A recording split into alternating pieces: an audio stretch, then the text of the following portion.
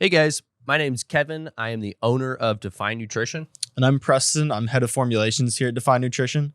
and we're here to talk about our Define Sleep product. This is one that we just implemented a new formula in the new year, and we wanted to go over that with you guys. So within Define Sleep, that's going to be our nighttime support product. So some of the benefits that we're looking at getting with it is a little bit better quality of sleep, specifically just spending more time in deep sleep, as well as helping out with recovery through the same pathway and helping us lower cortisol as well. So a big part of this formula is designed to lower cortisol. Cortisol is that stress hormone that gets built up throughout the day through various activities. Anything that's stressful at work, things like drinking alcohol can raise cortisol, even working out can raise cortisol. So this is kind of your body's natural reaction throughout the day. And so you have this built up cortisol when you go to bed at night. So the idea here is that our body, through sleep and good quality sleep, we lower that cortisol back to a normal level. The problem is if we don't get that back to a normal level, our body is having a tough time recovering. It is going to have a tough time with body fats, specifically midsection fat there. So that's why it's very important to make sure that you're not just getting sleep, but getting good quality sleep to make sure that cortisol does get back to a normal level. So the cool thing about this formula is that it really is for anybody. It's designed to take for trimming body fat. It's designed to help with recovery if you're building muscle tissue. Good quality sleep is actually important for just about any goal, even if you're just trying to stay healthy. You got the perfect physique ever and you don't want to change it at all, still needed to make sure that you keep that physique. So that's why it is in our Oxidate, as well as our Vigor, our weight loss system, as well as our testosterone system. So one really cool thing about it is that the formula is designed to be able to take at kind of any dose. It is one that should be taken fairly regularly, but you can take really anywhere between 1 and 4 capsules a night. I'm a 4 capsules before bed kind of person. Some people do fine with just 1. We have a lot of people take 2. So it's really up to you on what you're wanting to use or how you're wanting to use this product. So with this formula being new, I did want to cover just the things that we changed about it and kind of the whys behind it, as well as just actually taking a deep dive into the new formula itself. So 2 important things that changed with the new formula are going to be the exclusion of melatonin and GABA. Couple reasons for it. Whenever we were talking about GABA in particular at first, there is some evidence to show that supplemental GABA can't pass the blood-brain barrier super efficiently. It works. You would just have to take a massive dose and way more than you could put in a capsule or even a powder. But what's important is that we're still wanting to work through the route of GABA, at least whenever it comes to the other ingredients that we put in. GABA is going to be one of our main neurotransmitters whenever it comes to essentially acting as a downer. It acts against the upper neurotransmitter to help us start to slow down some of those bodily processes at the end of the night, just help get us into a rest and digest state. So within some of the other ingredients in the formula, we're still helping produce more GABA. We're just helping produce more of what we're already producing instead of giving us exogenous GABA or GABA from like a supplement or something like that. So we'll dive into that in a little bit, but with melatonin being the other one that we took out, a couple reasons for that as well. But melatonin as a hormone, because it is going to be our sleep hormone, acts to essentially program our circadian rhythm, which is our sleep-wake cycle. So whenever it comes to recovering from jet lag, switching time zones, things like that, melatonin can be a super cool tool to have during that time and can be super efficient. Within supplemental melatonin, there's also the perk of shortening your time to sleep.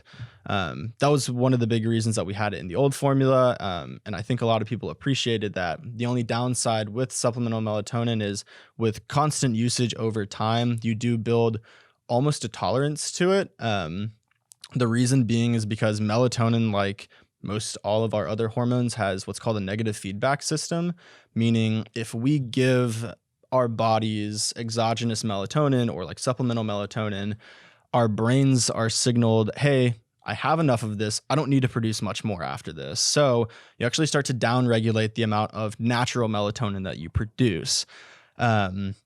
So again, that's with constant usage. Melatonin here and there can be a super cool tool, but with the new formula, we wanted to make it something that could be taken pretty frequently.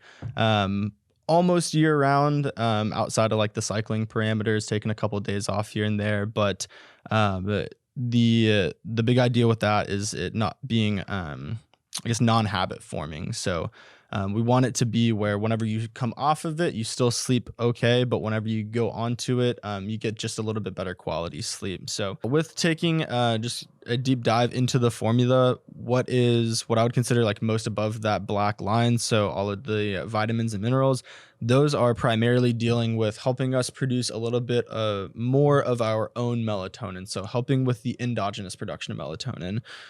If you'll look at the chart that's popped up right there, that is going to help us out, kind of explain why all of those vitamins and nutrients are in there. Whenever it comes to the synthesis of melatonin within your body, it actually goes through a couple of steps. It depends on essentially whether you're going from tryptophan to 5-HTP first, or from 5-HTP to serotonin first.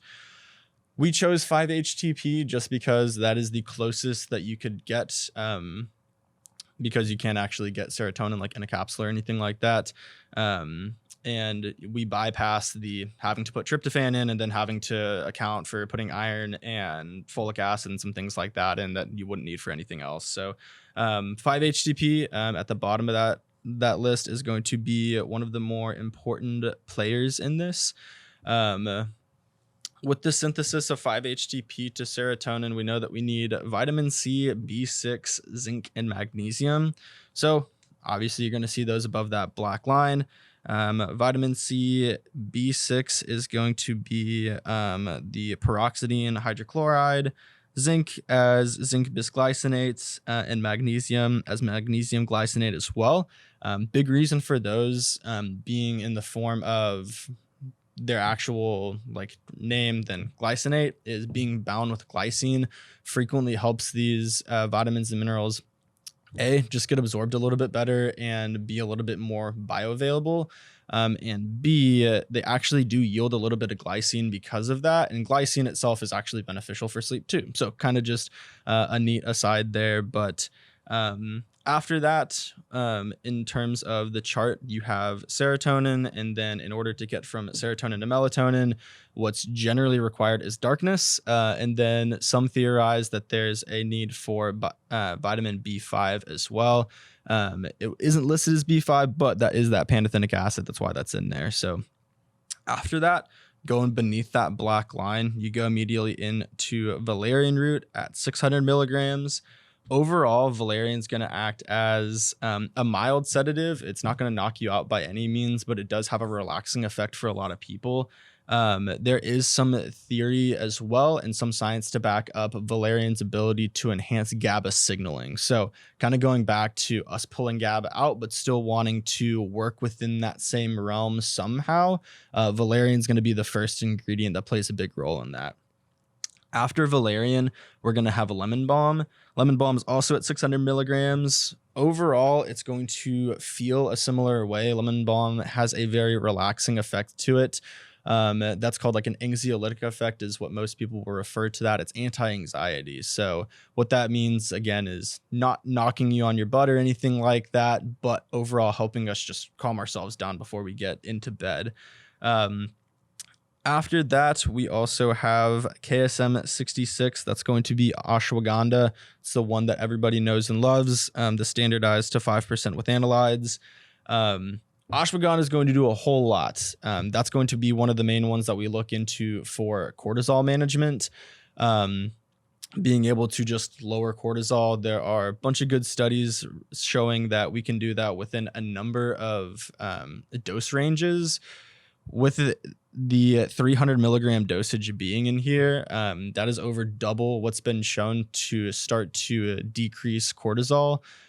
But we wanted to make the formula to where you could also just take half of it and it would still work efficiently. So that's why that dose is in there at that dosage. But ashwagandha, besides acting as a cortisol lower, also acts as an anxiolytic, and does have an acute way of helping us calm down. So if you guys have ever taken ashwagandha for any other purposes and you've taken it like midday in a big dose, a lot of people will notice they do get tired after taking it. So it does have that neat effect to it as well.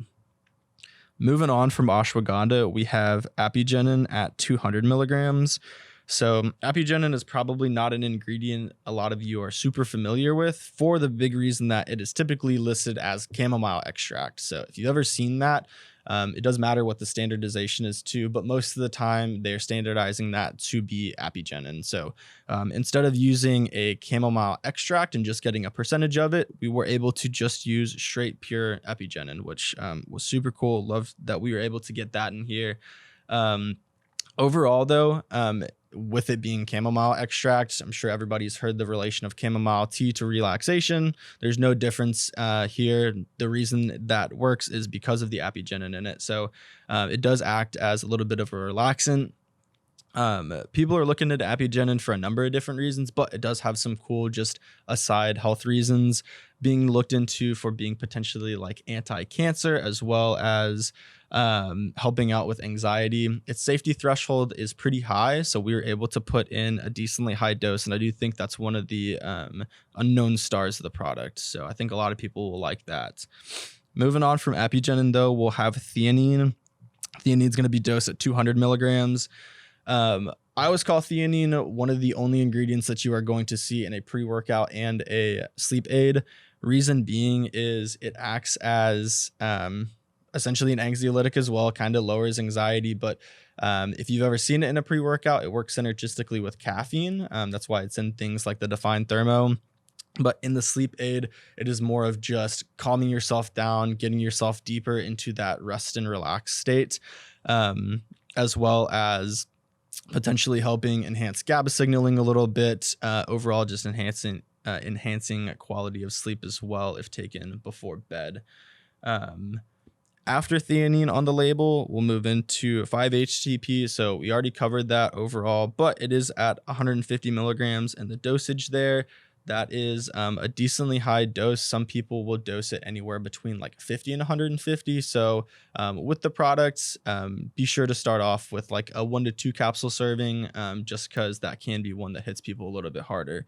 Moving on, we have magnolia extract. That is going to be standardized to 90% honocchial. That is the main ingredient or main active that we're actually trying to get out of that ingredient.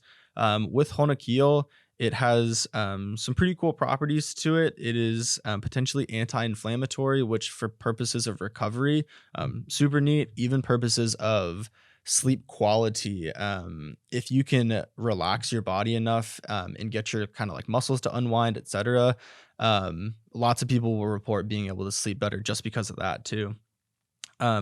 As well as honocchial has the ability to enhance GABA signaling as well, just like valerian. So again, going back to that same route through GABA, we're making sure that we hit that as many times as we can through the formula. So one of the coolest things about this formula was the initial goal to create the strongest sleep product that we could without melatonin. And it is impressively strong. I've taken a lot of sleep products, and I actually get very, very good quality sleep, very deep sleep. There's a lot of nights where I don't wake up at all when I do take this regularly.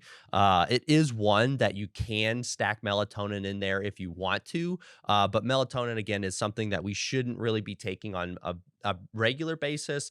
So it's one that it has that option, but you don't necessarily have to. So where to find this is obviously at definenutrition.com, as well as various retailers. If you guys do have any questions about anything, please feel free to reach out to us on social media.